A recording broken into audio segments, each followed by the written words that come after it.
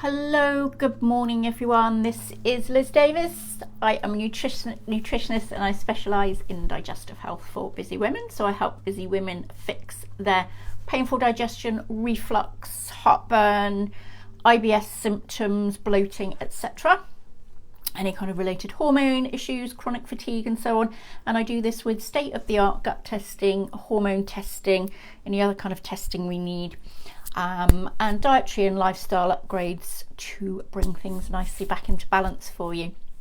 So a really common problem that often crops up is sleep. So many of my clients really don't sleep very well at all, and there's a good reason for this, because the way you sleep and the quality of sleep you get is really directly influenced by your gut health in so many different ways, and I will come on to why that is in just a second.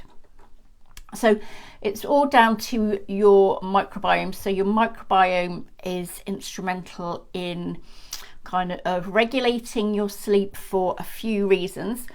So first up, it influences your circadian rhythm. So that's a really important thing. It also alters your hormones that regulate your sleep, and also it alters your body's sleep-wake cycle. So lots of scientific studies have shown that the health of your microbiome, so that makes, so the more diverse it is, the healthier it is, the better quality of sleep you're going to get. So on the other hand as well, if you're not sleeping so well, that really has a negative impact on your gut health and your microbiome as well.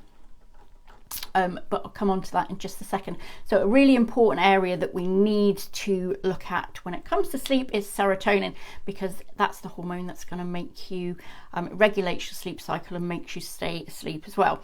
So the better your microbiome is, the more diverse your microbiome is, the more serotonin you have circulating. Now, serotonin has an awful lot of jobs around the body. That's not the only thing it does, but that is certainly one of the things it does, is regulate your wake sleep cycle and influences how well you sleep as well.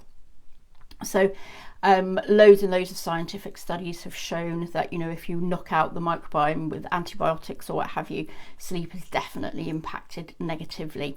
So that's a really important area to look out for, especially if you're somebody, if you're doing, work that interrupts your sleep cycle, that has a negative effect on your microbiome, and you can really end up in this vicious cycle situation.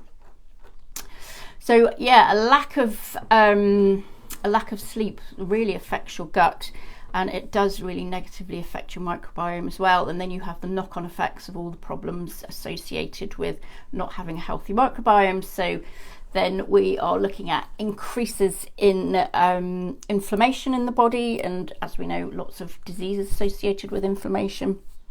It decreases your insulin sensitivity as well. And it can give rise to leaky gut. So there's also a whole slew of problems that can come about because of that as well. And there's a real link between reflux, those kind of symptoms, and a lack of sleep. And it really doesn't take very long either for these kind of symptoms to kick in after you haven't slept properly. I mean, they can kick in after 2 nights even of disrupted sleep can cause a lot of these problems. So if you're a new parent or a shift worker or any of those kind of jobs where your sleep, or situations where your sleep does get disrupted, it's going to be really important to support your microbiome as best you can. And there's a few foods you can use to do this. So I would be certainly looking at including natural yogurt, no flavours or sugar or anything in there is best, of course. Foods like kefir, sauerkraut or kimchi all got nice levels of friendly bacteria that can help support your gut microbiome. And also don't forget the prebiotics either. So leeks, onions, chicory, garlic, if you can tolerate those, then definitely get plenty of those going on in your diet as well. And don't forget supplements as well. If you are a shift worker or new parent or anything like that, then probably worth supplementing as well, just to kind of mitigate some of those effects. So probiotic supplements, prebiotic supplements as well are all going to be super useful for you. Okay, so I hope you found that useful. If you did, do like and share, and pop me a message if you'd like any more information on how I can support you. Okay, I'll see you next time. Bye.